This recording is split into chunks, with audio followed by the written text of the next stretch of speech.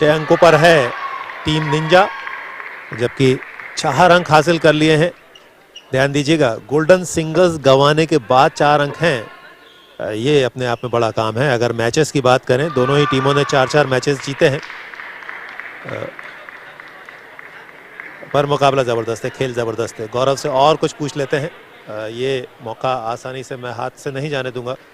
गौरव, 2-3 चीज़ें बड़ी हैं, मैं हर बार जब भी किसी गेस्ट को बुलाऊंगा, ये मेरा सौभाग्य है कि आप लोग कमेंट्री बॉक्स में आएंगे। सबसे पहले तो ये सुपर पावर क्या है, ये किस तरीके का है, इसका थोड़ा सा उल्लेख करें, विस्तार से बताएं हमारे दर्शकों को। देखिए, सुपर पावर, अब 2 खिलाड़ी खेल रहे हैं तो एक खिलाड़ी ने सुपर पावर लिया, अगर वो खिलाड़ी को पॉइंट मिल जाता है सुपर पावर लेने के बाद, तो उस खिलाड़ी को तो 2 पॉइंट मिलेंगे, और अगर सुपर पावर फेल हो जाता है तो अपोनेंट को 1 ही पॉइंट मिलेगा। अब इन सब के अलावा जिस प्लेयर पे सुपर पावर कॉल हुआ है, वो प्लेयर पूरे इंटायर तीनों मैच में फिर सुपर पावर नहीं ले पाएगा। ये तो पहली चीज़ है। और दूसरी चीज़ है कि जिस टीम ने सुपर पावर फेल किया है, उस मैच में वो टीम भी सुपर पावर किसी दूसरे खिलाड़ी पे भी नहीं ले पाएगी। ये इसके छोटे से नियम हैं इसके। सीधे अर्थों में जो मेरी समझ में आया है, एक खिलाड़ी जो खेल रहा है, अगर वो सुपर पावर लेता है तो उसको मिले पॉइंट को डबल पॉइंट मिलेंगे, यानी 2 पॉइंट मिल जाएंगे एक स्ट्रोक पर। ओके, और वो अब कंटिन्यू करेगा वही उस पूरे मुकाबले में, यानी ये जो टीम मैच है उस पर ही सुपर पावर खेला जाएगा। और दूसरा, वो खिलाड़ी जिसके अगेंस्ट सुपर पावर फेल हुआ है ना, वो फिर दोबारा सुपर पावर यूज नहीं कर पाएगा। क्या मैं सही हूँ? बिल्कुल सही। जिस खिलाड़ी का सुपर पावर फेल हुआ है, वो अगले तीनों मैच में फिर सुपर पावर नहीं ले सकते उस खिलाड़ी पे। और अगर टीम फेल होती है सुपर पावर में, तो पर्टिकुलर उस मैच में वो किसी दूसरे खिलाड़ी पर भी सुपर पावर नहीं ले पाएगी। और एक चीज़ और, सुपर पावर लेने के बाद अपोनेंट ने अगर पॉइंट ले लिया है, जिसको 1 ही पॉइंट मिला है सुपर पावर के अगेंस्ट, उसके लिए क्या व्यवस्था रहेगी? नहीं, जिसने सुपर पावर नहीं लिया है उसको तो उसका game as it is continue चलता रहेगा, उसके गेम में कोई चेंज नहीं होगा। वो एक पॉइंट उसे मिला और उसके बाद सर्विस चेंज हो जाएगी। मतलब सुपर पावर लेने के बाद सक्सेस होना और अनसक्सेस होना, ये कहानी आपके खेल को या तो अंक देगी या पीछे छोड़ देगी। सुपर पावर, ये भी अपने आप में खास बात है। कहते हैं ना, डबल पॉइंट्स लेना, ये बड़ी बात है। कुछ और इस पर रोशनी डालेंगे जो हमारे दर्शकों को और अच्छे से समझ में आ जाए कि किस तरीके से क्यों सुपर पावर लेना चाहिए। सुपर पावर एक स्ट्रेटेजिकली टीम के लिए बहुत ज़रूरी है। जैसे मान लीजिए स्कोर हो रहा है 19-18 या 19-15, और 19 की टीम ने उसके खिलाड़ी पे सुपर पावर लिया और सुपर पावर सक्सेस हो गया, तो टीम वहीं जीत जाएगी। सीधे 2 अंक मिलेंगे, गेम 21-19 हो जाएगा, टीम जीत जाएगी। ये तो इसका एडवांटेज है सबसे बढ़िया। पर ये कोच पे डिपेंड करता है कि वो खिलाड़ी को किस टाइम पे सुपर पावर लेना है, क्योंकि अगर किसी कमज़ोर खिलाड़ी पे आपने ले लिया और वो फेल हो गया, तो हो सकता है कि आपको फिर सुपर पावर ही नहीं मिले, क्योंकि 20 एक ऐसा है कि उसके बाद जो प्लेयर खेल रहे हैं वो भी चेंज नहीं होते हैं। वन टेल जब तक मैच ख़त्म नहीं होगा तब तक वही 2 खिलाड़ी कंटिन्यू करेंगे। इसलिए सुपर पावर थोड़ा सा सोच समझ के स्ट्रेटेजी वाइज लेना चाहिए, ऐसा मेरा सजेशन है। ये बारीकियां हैं जो गौरव पटेल बता रहे हैं। दरअसल सच्चाई यही है, जब भी आप किसी नई टैक्टिक्स को अपनाते हैं, नई अपॉर्चुनिटी आपके सामने है, थोड़ा सोचना समझना तो चाहिए, विस्तार से उसका अध्ययन करें, फिर उसका इस्तेमाल करें।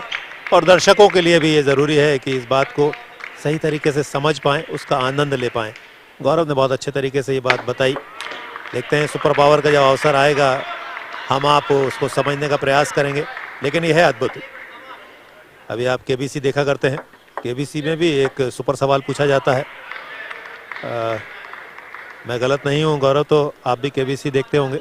वहाँ सुपर सवाल के बाद खिलाड़ी को एक बीप दी जाती है, वो बजाते हैं तो उस प्रश्न के डबल पॉइंट उनको मिला करते हैं, डबल राशि उनको मिला करती है। तो इस तरीके का है, आपने वो बीप बजाई है, आपने वो अपॉर्चुनिटी ली है, पॉइंट लेते हैं तो डबल अर्जित कर लेंगे। जी, बिल्कुल उसी पैटर्न वही है लगभग, उसमें कुछ राशि दुगना होती है और इसमें पॉइंट दुगना हो जाते हैं, तो अच्छा कंसेप्ट है। बेहतरीन, ये सही तरीका है। और राशि तो यहाँ भी मिलेगी, राशि जीत की मिलेगी, राशि इरादों को मिलेगी। राशि सिर्फ आप आर्थिक तौर पर ही नहीं, और आर्थिक तौर पर भी तो मिलेंगे। ये नन्हे नन्हे खिलाड़ी अपनी टीम के साथ विजेता के तौर पर 2 लाख रुपए की राशि। मैंने एक बात और कही थी गौरव, कि सिर्फ 3 दिन के कंपटीशन में, सिर्फ 3 दिन के कंपटीशन में कोई एक टीम 2 लाख रुपए जीतेगी। आमतौर पर हम बड़े मुकाबले देखते हैं जो हफ्तों चलते हैं, वहां टीम को बड़े प्राइज मिलते हैं, लेकिन यहाँ 3 दिन में 2 लाख रुपए की राशि, ये तो एक बड़ा अमाउंट है। जी, बिल्कुल। और आप देखिए, अगर मैचेस भी देखें तो 2 पूल बने हैं, उसमें हर एक पूल में 3-3 मैच खेलना है एक टीम को। आगे बढ़ते हैं तो एक मैच सेमीफाइनल का, आगे बढ़ते हैं तो फाइनल। कुल मिला के आपको 5 मुकाबले जीतने हैं और 2 लाख रुपए आपके। ये बड़ी बात है, बड़ी अपॉर्चुनिटी है, बड़ा मंच है, एक्सपोजर मिल रहा है। और मैंने कहा अभी ऑफ द माइक चर्चा हो रही थी, भोपाल के साबिर मौजूद थे, और भी कई जाने पहचाने टेबल टेनिस के व्यक्तित्व थे। वहाँ पर मैंने ये बात कही थी कि कोई भी खेल आगे बढ़ने के लिए अट्रैक्शन भी मांगता है। जीत और वहाँ की क्वालिटी तो अपनी जगह हुआ करती है, लेकिन अट्रैक्टिव क्या है उस खेल में, वो अट्रैक्शन इस लीग ने पैदा किया है। तो मुझे लगता है ये बड़ा काम है। यहाँ बातों बातों में गेम पूरा हो गया। शौर्य और दक्ष खेल रहे हैं इस मुकाबले को। ये प्रोटिजी बॉयज हैं अंडर 13 के। तो पहला गेम शौर्य ने अपने पक्ष में किया है, और ये होता है। कुछ अच्छी बातें जानने के लिए थोड़ा सा अच्छा मुकाबला भी हाथ से निकल जाता है, लेकिन ये सारी चीज़ें ज़रूरी हैं गौरव।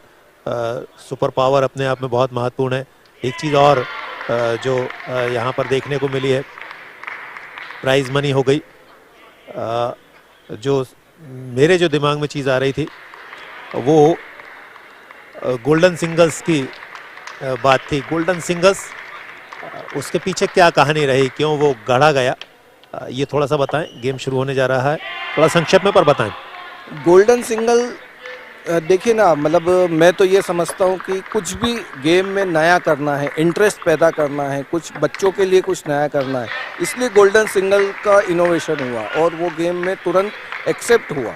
और आप देखिए प्रशांत जी कि अभी तक जो ट्रेडिशनल गेम चले, जैसे सिंगल्स हो गए, डबल्स हो गए, वो अपनी जगह है, लेकिन जो लीड मिलती है, जो एकदम से गेम चेंज हो जाता है, वो ये सुपर पावर हो गया, ये गोल्डन सिंगल हो गया।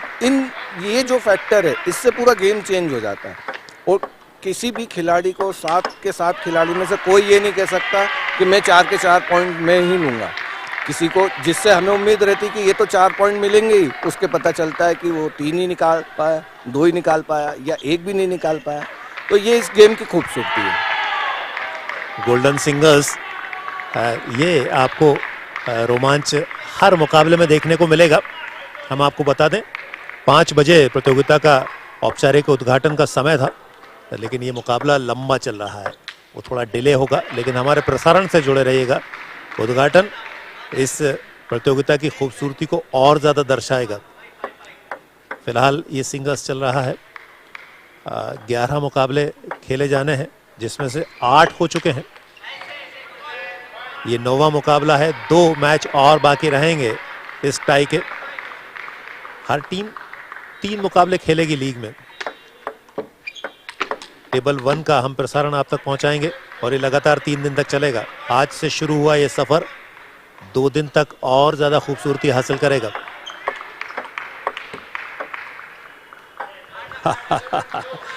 यहां से मुश्किल था। दक्ष निसंदेह आने वाले समय में बड़ी दक्षता हासिल करेंगे टेबल टेनिस में। छोटी आयु, छोटा कद, लेकिन बड़ा मंच मिल गया है, तो अब कदम बड़े होंगे। ट्राई तो अच्छा था, लेकिन कंट्रोल थोड़ा सा कम था। शौर्य एक गेम ऑलरेडी जीत चुके हैं,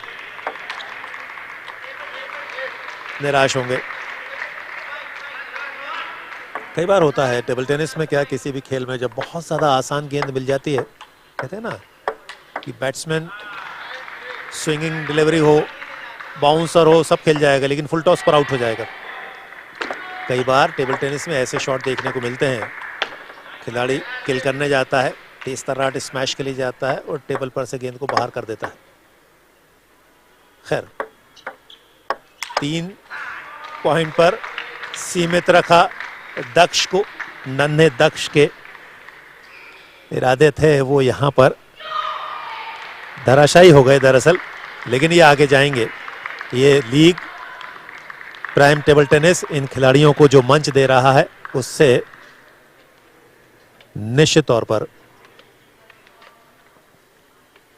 ये छोटी उम्र के खिलाड़ी आगे बड़ा लंबा सफर तय करेंगे।